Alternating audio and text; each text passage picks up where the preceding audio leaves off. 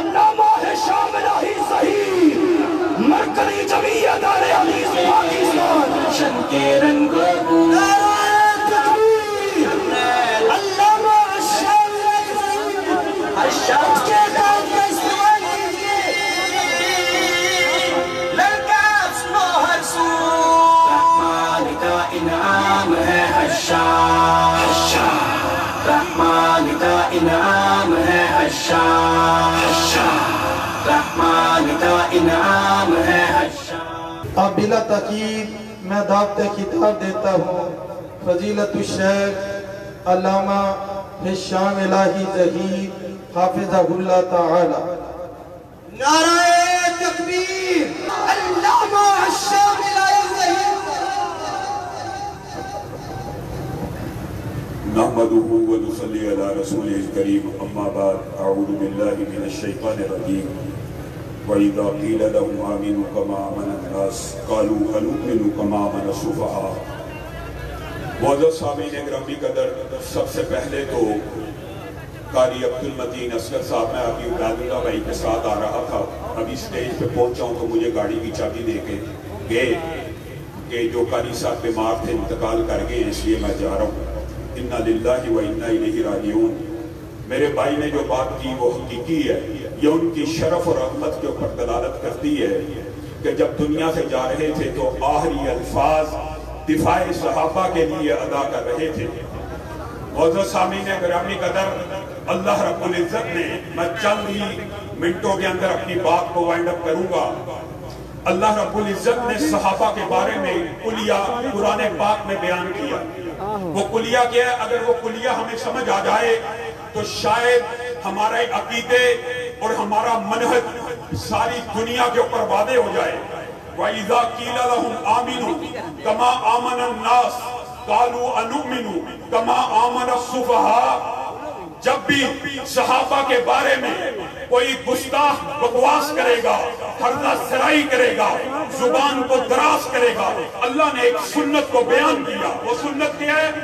جب انہوں نے کہا کیا ہم بے وقوفوں کی طرح ایمان لے آئیں، یعنی صحابہ کو بے وقوف کہا، تو اللہ نے آسمان کی بلندیوں سے کہا الا انہم ہم السفہاء، یہ بے وقوف نہیں بلکہ تم بے وقوف. جب انہوں نے کہا وَإِذَا لَقُوا الَّذِينَ آمَنُوا قَالُوا آمَنَّا وَإِذَا خَلَوْا إِلَىٰ شَيَاطِینِهِمْ قَالُوا إِنَّا مَعَكُمْ إِنَّمَا نَحْنُ مُسْتَهْزِئُونَ. جب انہوں نے کہا ہم صحابہ کے ساتھ ٹھٹا کرتے ہیں، ہم مذاق اڑاتے ہیں، تو اللہ نے کہا اللہ یستہزئ بہم، اللہ تمہارا مذاق اڑاتا ہے، اللہ تمہارا ٹھٹا کرتا ہے. یہ کیا عقیدہ ہے؟ یہ کیا سنت ہے؟ میرے بھائیو، یہ تو اللہ کی سنت ہے. اگر کوئی کسی صحابی کے بارے میں کہے تو بڑا، وہ صحابی بڑے اعلیٰ ہیں، تو ہم کہیں گے تو بڑا اعلیٰ ہے. وہ صحابی بڑے اچھے ہیں، تو بڑا اچھا ہے. وہ صحابی معاذ اللہ برے ہیں، تو بڑا برا ہے. وہ صحابی معاذ اللہ بے ایمان ہو گئے، تو سب سے بڑا بے ایمان ہے. وہ کہے کہ نبی کریم صلی اللہ علیہ وسلم کے چلے جانے کے بعد معاذ اللہ 3 کے علاوہ 4 کے علاوہ سب مرتد ہو گئے تھے. اگر کوئی یہ بکواس کرے کسی صحابی کے بارے میں کہ وہ مرتد ہو گئے تھے تو وہ کائنات کا سب سے بڑا مرتد ہوتا ہے. میرے بھائیوں، کتنے دکھ اور افسوس کی بات ہے، پاکستان کے اندر ہم ایک مطالبہ کرتے ہیں آئینی قانونی کہ ایک ذاکر نے بکواس کی، سیدنا معاویہ کو شجرہ خبیثہ سے قرار دیا، صحابہ کے بارے میں بکواس کرتے ہوئے کہتا ہے نبی کریم دنیا سے چلے گئے، معاذ اللہ سارے مرتد ہو گئے. طلحہ و زبیر جو عشرہ مبشرہ میں ہیں، معاذ اللہ کہتا ہے کہ نعوذ باللہ جہنم میں جائیں گے. ہم اس کے خلاف مقدمہ دائر کروانے کے لیے عدالتوں کا، تھانوں کا، ایف آئی اے کا، سی ٹی ڈی کا، پاکستان کے ہر ادارے کے دروازوں کو کھٹکاتے ہیں، لیکن کوئی بھی ہماری دستک کو نہیں سنتا. کیا وجہ ہے؟ وہ ہم آہ بھی کرتے ہیں تو ہو جاتے ہیں بدنام، وہ قتل بھی کرتے ہیں تو چرچا نہیں ہوتا. گجرانوالہ کے اندر ایک کاظم ترابی نامی شخص نے پاکستان کے ایک شہری کے بارے میں یہ کہا جو اس کو قتل کرے گا میں اس کو 10 لاکھ روپیہ دوں گا. اس بندے کے خلاف بھی پرچہ نہیں. کیا آج تک آپ کو اہل حدیث کے سٹیج سے، اہل سنت کے سٹیج سے یہ بات نظر آئی ہے کہ کہ اٹھو جو بندہ فلاں ذاکر کو قتل کرے گا اس کو 10 لاکھ دیں گے. معاذ اللہ آج تک کبھی کہے؟ ہم کیا کہتے ہیں؟ قانون حرکت میں آئے، آئین حرکت میں آئے. ہمارا مطالبہ 100% جائز ہے، 100% درست ہے. آج کی فضائل صحابہ کانفرنس ایک احتجاجی کانفرنس بھی ہے کہ جب تک اس نقوی کے خلاف جس نے سیدنا معاویہ کے خلاف توہین کی ہے، اگر لاہور کے اندر اس کے خلاف پرچہ نہ کاٹا گیا، بابر رحیمی صاحب، معتصم صاحب، مرکز جمعیت کی قیادت یونس الاد صاحب بیٹھے ہیں، آل پارٹیز کانفرنس کا اعلان کر چکے ہیں.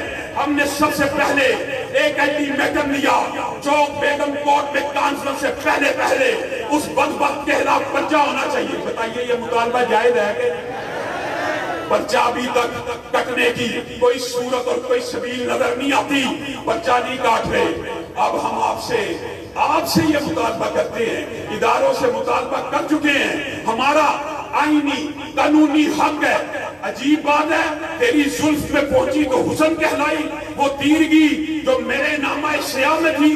ہم کہیں گے جی ان کے خلاف پرچہ کاٹو، یہ جی فرقہ واریت پھیلا رہے ہیں. وہ جو بدبخت گستاخی کرتا ہے وہ فرقہ واریت نہیں پھیلاتا، جو کہتا ہے قانون حرکت میں آئے وہ فرقہ واریت پھیلاتا ہے. آج آپ سے وعدہ لے کے جانا ہے، جس طرح ہزاروں کی تعداد میں یہاں پہ آئے ہو، ہاتھ اٹھا کر میرے سے وعدہ کرنا ہے جن لوگوں نے آنا ہے. اے پی سی کانفرنس میں چند دنوں پہ رابی روڈ میں 1-2 دن میں منعقد ہونے والی ہے، وہاں پہ ہم اس بات کا اعلان کرنے والے ہیں اگر شاہنشاہ نقوی کے خلاف پرچہ نہ کاٹا گیا، ڈی آئی جی آپریشن کے دفتر کے سامنے دھرنا ہوگا. شریک ہوں گے؟ ہاتھ اٹھا کر وعدہ کرو کہ ہم ڈی آئی جی کے دفتر کے بعد جائیں گے، اور جب تک اس بدبخت کے خلاف پرچہ نہیں کٹے گا وہاں سے نہیں اٹھیں گے.